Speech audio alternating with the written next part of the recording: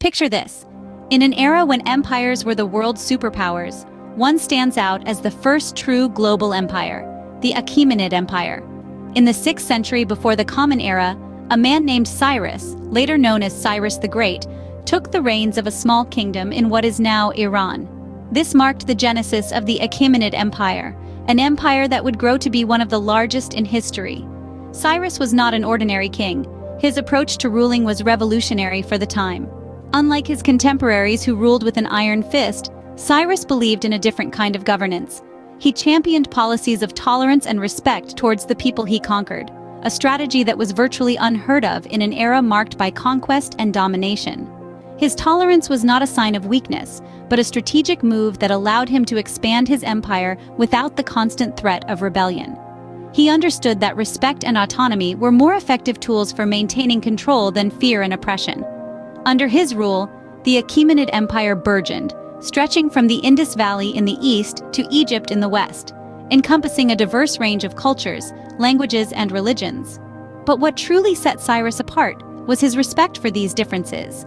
He allowed the people within his empire to practice their own religions, speak their own languages, and follow their own customs. He even went so far as to restore religious sites and return religious artifacts to conquered peoples, fostering a sense of peace and unity within his vast empire. This approach to governance was groundbreaking. It set the Achaemenid Empire apart from other empires of the time, laying the foundation for a rule that was both powerful and benevolent.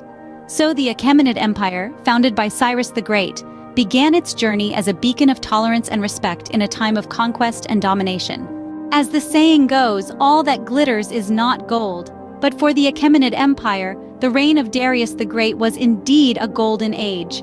Darius the Great didn't just ascend the throne, he seized it, with a vision to transform the Achaemenid Empire into an epitome of prosperity and grandeur. And indeed, his reign from 529 to 486 BCE was marked by not only military victories, but also sweeping administrative reforms. Darius was a master strategist, both on the battlefield and in the court. Recognizing the vastness of his empire, he introduced a system of provinces, or satrapies, each governed by a satrap, or governor, appointed by the king himself. To prevent the satraps from becoming too powerful, Darius implemented checks and balances, including a separate military commander and a royal secretary for each province. This system allowed for efficient governance and held the vast empire together. Darius didn't stop at administrative reforms. He was a visionary who understood the power of infrastructure.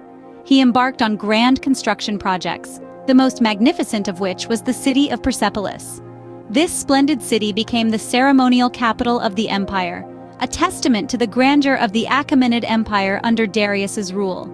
Under his reign, the economy flourished. He standardized weights, measures, and coinage across the empire, creating conditions for trade to thrive. Roads were built, connecting the far reaches of the empire and facilitating the movement of goods, people, and ideas. Darius also established what could be considered the world's first postal system. A network of couriers would relay messages across the empire with astonishing speed. This royal road, as it was known, stretched from Susa in Persia all the way to Sardis in Lydia, a distance of over 2,000 kilometers. Under Darius the Great, the Achaemenid Empire thrived, reaching new heights of prosperity and sophistication. His reign was a golden age, a time of growth, innovation, and cultural exchange that would leave a lasting legacy on the world stage. The Achaemenid Empire and Greece, two colossal cultures, inevitably drawn into a series of historic conflicts. As we delve into the heart of these encounters, we stumble upon a saga of power, ambition, and resistance that changed the course of history. At the heart of these encounters were the Persian Wars, a series of conflicts that spanned over 2 decades. The first of these wars was sparked by the Ionian Revolt in the late 5th century BC, when the Greeks under Persian rule rose against their overlords. This rebellion was short-lived, but it set the course for a series of battles that would echo through the ages. One such battle was the Battle of Marathon. Imagine the scene: 10,000 Greeks standing against a Persian force that outnumbered them by 4-1. Yet, against all odds, the Greeks emerged victorious, a testament to their strategic prowess. This was a pivotal moment, a blow to the seemingly invincible Achaemenid Empire and a beacon of hope for the Greeks. In the wake of this defeat, Xerxes, the son of Darius the Great, ascended to the throne. With a burning desire to avenge his father's loss, Xerxes launched a massive campaign against Greece. Despite initial successes, his efforts were ultimately thwarted at the Battle of Plataea, marking the end of Persian invasions of Greece. These wars were not just about territorial gains or losses. They were a clash of cultures, of ideologies, and of ways of life. The Greeks, despite being smaller in number, were united by a shared culture and a fierce love for their homeland.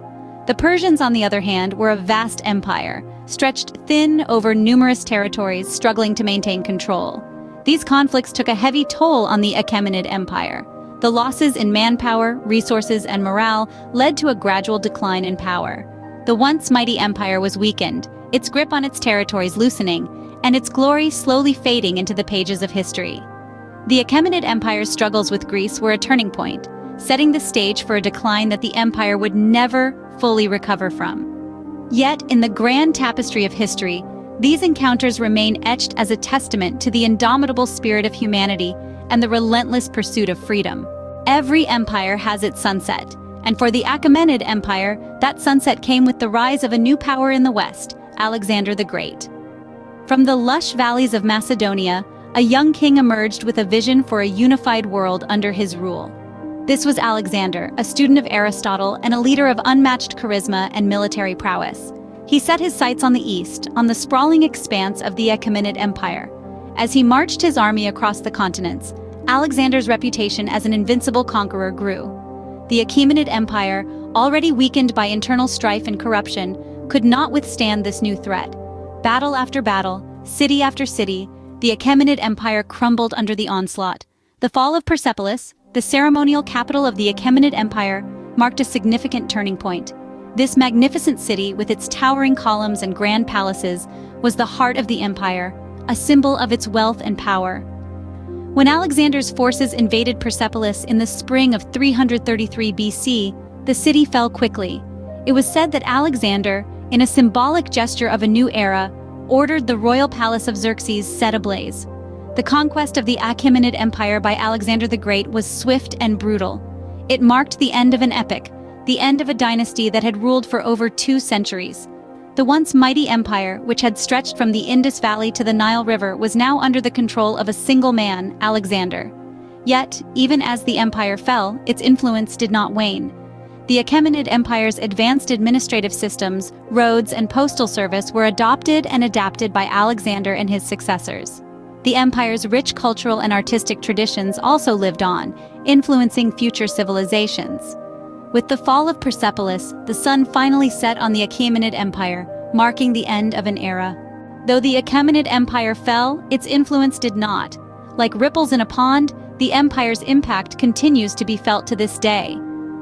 The Achaemenid Empire's end was not the termination of its influence, but rather the beginning of its legacy. The empire's governance system set a precedent for future empires. It was an intricate and well-organized bureaucracy, with provinces known as satrapies and governors known as satraps. This system provided a model for later empires, demonstrating the benefits of a centralized authority coupled with regional administration. The Achaemenid Empire was a testament to the power of effective governance, an example that continues to resonate today. The Achaemenid Empire also left an indelible imprint on the world of architecture.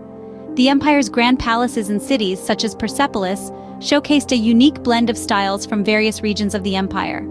These architectural marvels were adorned with intricate reliefs and sculptures that told stories of the empire's might and majesty. The influence of Achaemenid architecture can be seen in the subsequent architectural styles of the region, and even as far afield as Greece and Rome. In the realm of culture, the empire was a melting pot of diverse traditions and customs. It promoted the coexistence of different cultures under one rule, fostering an environment that encouraged cultural exchange and interaction. This multicultural approach is reflected in today's globalized world, where diverse cultures interact and influence each other. Moreover, the Achaemenid Empire played a crucial role in shaping the identity of modern Iran. It is a source of national pride and a symbol of Iran's rich historical past. The empire's legacy is deeply woven into the fabric of Iranian culture, language, and identity, and its influence is palpable in the country's cultural heritage and national consciousness. From its rise to its fall, the Achaemenid Empire left an indelible mark on history, reminding us that even when empires fall, their legacy lives on. The Achaemenid Empire may have fallen, but its legacy, like a phoenix, continues to rise from the ashes.